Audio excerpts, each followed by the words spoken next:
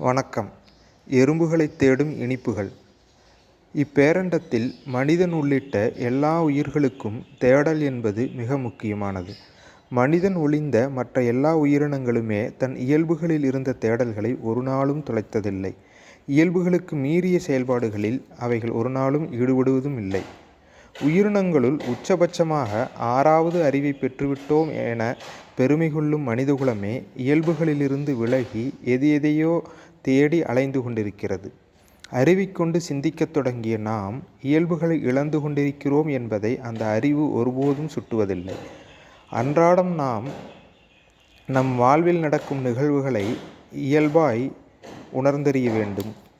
அப்படி உணர இயலாமல் சாதாரண நிகழ்வுகளுக்கு கூட அந்தந்த துறை சார்ந்த நிபுணர்களின் உதவியை நாட வேண்டிய அவலம் நடைபெற்று கொண்டிருக்கிறது.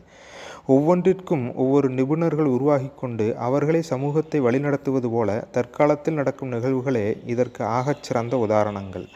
மேலும் உதாரணமாக, ஒரு தனி மனிதனின் உடலை ஒரு பொது மருத்துவரோ அல்லது குடும்ப மருத்துவரோ வழிநடத்தி வந்த நிலை மாறி 100க்கும் மேற்பட்ட நிபுணர்கள் உடலை கூறுபோட்டு சீரமைக்கும் அவலம் அரங்கேறிக் கொண்டிருக்கிறது. பல்லுயிர் வாழும் இப்பேரண்டத்தில் மனித உயிருக்கு மட்டும் ஏன் இந்த அவல நிலை? உயிரினங்களில் உச்ச அறிவு கொண்ட மனிதனுக்கு இயற்கை அளித்த வெகுமதியா? இல்லை, இது மனிதன் தனக்கு தானே ஏற்படுத்தி கொண்டதாகும். நம்மிலும் அறிவில் கீழான உயிரினங்களும் மேம்பட்டவர்கள் என கருதாமல் கால ஓட்டத்தில் நாமே உச்ச அறிவை பெற்றோம் என அகங்கொண்டு மொத்தமும் அழியும் மூர்ச்சை நிலைக்கு தள்ளப்பட்டுள்ளோம்.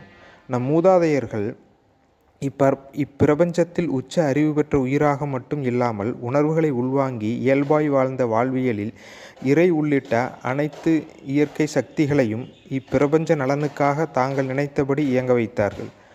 அவைகளைக் கண்டு அஞ்சி ஓடியதில்லை. நாம் நம் இயல்புகளை மீளச் செய்தாலே நம்முடைய அன்றாட செயல்பாடுகளில் பெருமளவு தேவையில்லாமல் போய்விடும்.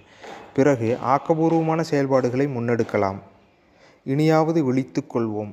எறும்புகளைத் தேடி இனிப்புகளை கொண்டு செல்லும் வேலையை புறந்தள்ளி இயல்பில் வாழ்ந்து இனிப்புகள் தேடும் எறும்புகளாவோம். வணக்கம்.